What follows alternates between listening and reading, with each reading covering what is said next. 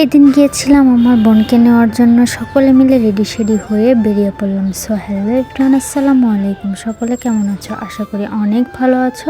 তো আমিও আলহামদুলিল্লাহ অনেক ভালো আছি। এই ভিডিওটা ছিল রোজার 2-3 দিন আগের দিন। আমার বোনের বিয়েও হয়েছিল রোজার 2-3 দিন আগে, বাট ভিডিওটা আপলোড করব বলে করাই হচ্ছিল না। এক কথা ভিডিও এডিট করাটাই ঝামেলার মনে হচ্ছিল। তারপরেও এই দিন ভাবছিলাম যে বসে বসে এডিট করি, তো এডিট করা শেষে ভাবলাম আজকে আপলোড দিয়েই দিই।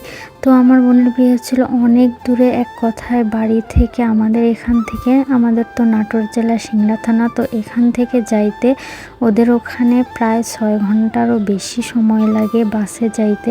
ট্রেনে গেলে হয়তো একটু কম সময় লাগতো। তো এত দূরে তাই কারোই প্ল্যান ছিল না যে যাওয়া হবে নিতে। তারপরেও সবাই মিলে হুজুক তুললাম যে যত দূরেই হোক আমরা যাবই। সবাই তো গাড়িতে একদমই উঠতে পারে না, খুবই বমি করে অনেকেই, আমিও বমি করি। কিন্তু আবহাওয়াটা অনেকটা শীতল ছিল, যার কারণে আমি শরীরটা ভালোই লাগছিল। তো সবাই মিলে রেডি সেডি হয়ে বেরিয়ে পড়লাম। তবে জার্নি করতে ভালোই লাগে, আবহাওয়াটা একটু ভালো ছিল। দেন এখানে একটা সেতু পার হইতে হয়, এটা কোন সেতু ঠিক মনে নাই। এক কথায় যাইতে যাইতে সন্ধ্যা লেগে গেছিলো সেতুটার কাছে। তো এখানকার আবহাওয়াটা ভিউটা এত সুন্দর ছিল, এত ভালো লাগছিল, অনেক সুন্দর। তো সবাই যাচ্ছিল আর বলছিল যে ভালোই লাগছিল। কিন্তু যাওয়ার সময় একটা দুর্ঘটনা ঘটে আমাদের। যাওয়ার সময় গাড়িটা মাঝখানে নষ্ট হয়ে যায়। তো নষ্ট হওয়ার আগে এখানে গাড়িটা একটু থামানো হয়েছিল, যাতে সবাই মিলে একটু ফ্রেশ হইতে পারে, খাওয়া দাওয়া করতে পারে। তো সবাই মিলে এখানে গাড়ি থামানো হচ্ছিল। তাহালিদ একটু বলছিল খালামণি আমাকে ভিডিওতে নাও, তো তাদের একটু ভিডিও করলাম, তারা একটু হাই দিচ্ছিল। তারপর এই তো সেই কাঙ্ক্ষিত সময়, এখানে এসে আমাদের গাড়িটা একদম নষ্ট হয়ে গেছে। এখানে আমরা 4 ঘন্টা বসেছিলাম। কি একটা অবস্থা, আপনারা দেখলে কি বলতেন। সবাই আমাদের জিজ্ঞেস করতেছিল যে কি হয়েছে। কিন্তু জীবনের ফার্স্ট টাইম এখানে এত বড় একটা দুর্ঘটনা ঘটলো।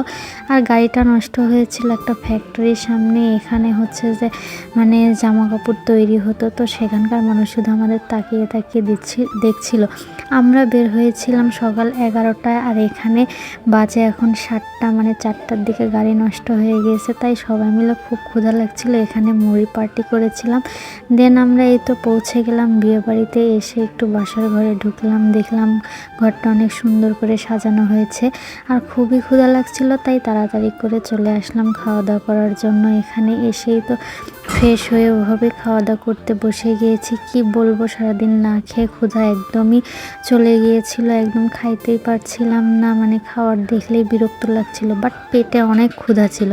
এক কথায় বেশি ক্ষুধা লাগলে একদমই খাওয়া যায় না।